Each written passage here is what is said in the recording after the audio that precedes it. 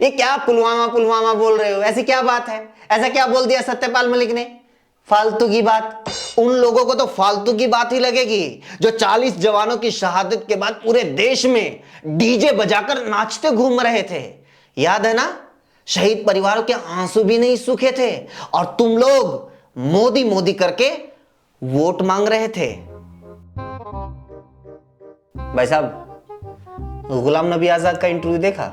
देखा कैसे आजाद गांधी परिवार की पोल पट्टी खोल रहे हैं?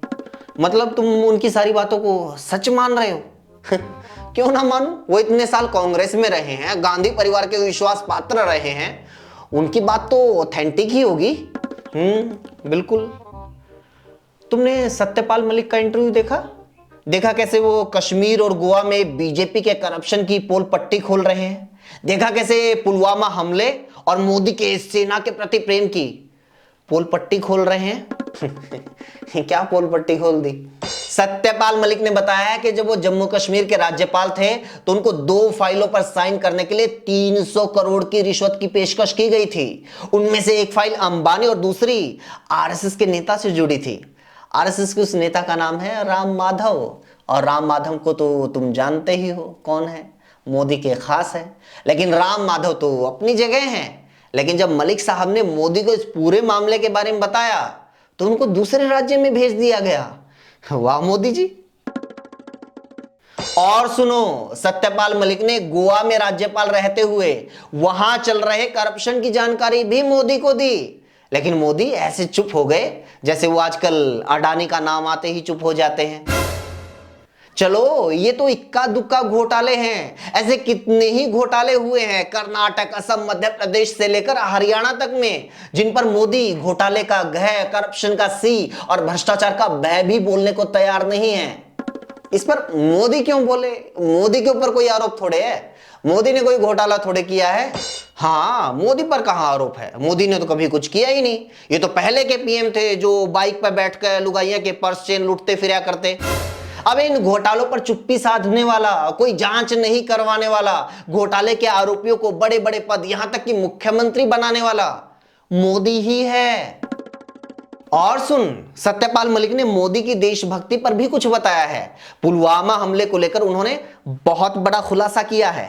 ये कुछ नहीं भाई साहब, फालतू की बात है। हाँ, जो लोग 40 जवानों की शहादत के बाद पूरे देश में डीजे बजाकर नाच रहे थे, याद होगा ना, मोदी मोदी चिल्ला रहे थे, जुलूस निकाल रहे थे, रैलियां निकाल रहे थे, वोट मांग रहे थे, उनके लिए तो ये फालतू की बात है।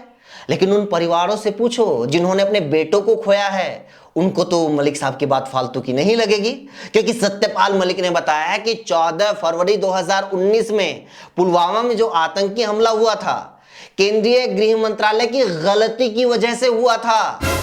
जब यह हमला हुआ उस वक्त सत्यपाल मलिक जम्मू कश्मीर के ही राज्यपाल थे। सीआरपीएफ ने अपने जवानों की सुरक्षा के लिए सरकार से विमान की मांग की थी, क्योंकि इतना बड़ा काफिला कभी ऐसे सड़क के रास्ते नहीं जाता था। लेकिन गृह मंत्रालय ने विमान देने से इनकार कर दिया और उसका नतीजा सबके सामने है। देश ने क्या खोया ये भी सबके सामने है, और मोदी ने क्या पाया वो भी सबके सामने है। ये क्या बात हुई भाई साहब? यूं इंटरव्यू में तो कोई कुछ भी बोल देगा, आप उसको सच मान लोगे? हाँ, सच तो सिर्फ गुलाम नबी आजाद का बोला मानना चाहिए। कांग्रेस में क्या चल रहा है, राहुल गांधी ने मीटिंग में किसको क्या बोला, बहस तो इस पर होनी चाहिए। हमारे 40 जवान कैसे शहीद हो गए, उनकी जान को किसने खतरे में डाला, ये इंपॉर्टेंट थोड़े है। और हाँ, सत्यपाल मलिक कोई भी नहीं है, ये वही मलिक साहब हैं जिन पर मोदी सरकार इतना भरोसा करती थी कि उन्हें जम्मू कश्मीर जैसे संवेदनशील राज्य की कमान सौंपी गई। ये वही मलिक साहब हैं जो उस वक्त जम्मू कश्मीर के राज्यपाल थे जब धारा 370 को हटाया गया था। ये वही मलिक साहब हैं जो जम्मू कश्मीर के अलावा बिहार, गोवा और मेघालय के भी राज्यपाल रहे। राज्यपाल रहते हुए ये बोलते थे, कई खुलासे करते थे, गुलाम नबी आजाद की तरह नहीं कि पद जाने के बाद पार्टी के खिलाफ बोलना शुरू कर दे। मलिक साहब मोदी साहब के बड़े विश्वास पात्र रहे हैं, उनकी बात तो ऑथेंटिक ही होगी।